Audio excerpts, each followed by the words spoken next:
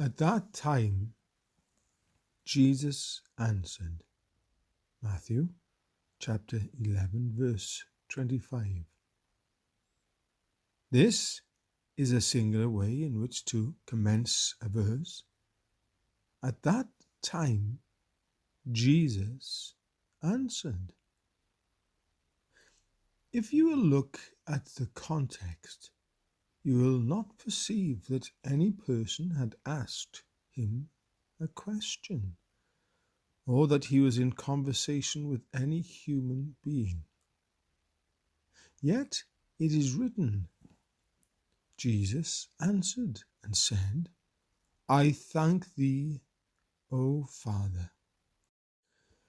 When a man answers, he answers a person who has been speaking to him, who then had spoken to Christ, his Father.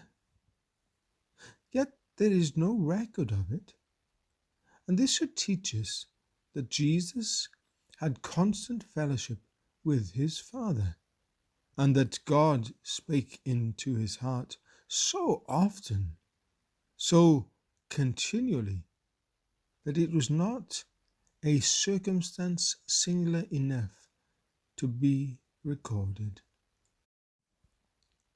It was the habit and life of Jesus to talk with God. Even as Jesus was in the world, so are we. Let us therefore learn the lesson which this simple statement concerning him teaches us. May we likewise have silent fellowship with the Father, so that often we may answer him, and though the world wotteth not to whom we speak, may we be responding to that secret voice unheard of any other ear, which our own ear, opened by the Spirit of God, recognizes with joy. God has spoken to us.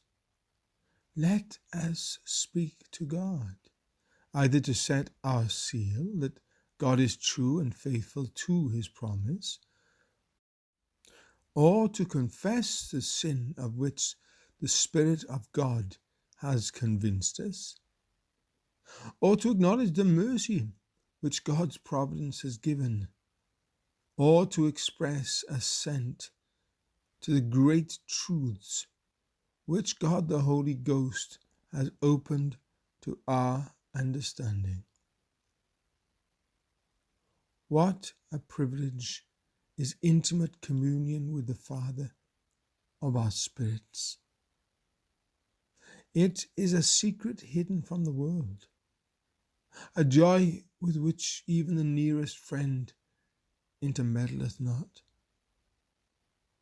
If we would hear the whispers of God's love, our ear must be purged and fitted to listen to his voice. This very evening, may our hearts be in such a state that when God speaks to us, we, like Jesus, may be prepared at once to answer him. At that time, Jesus answered. Matthew chapter 11, verse 25.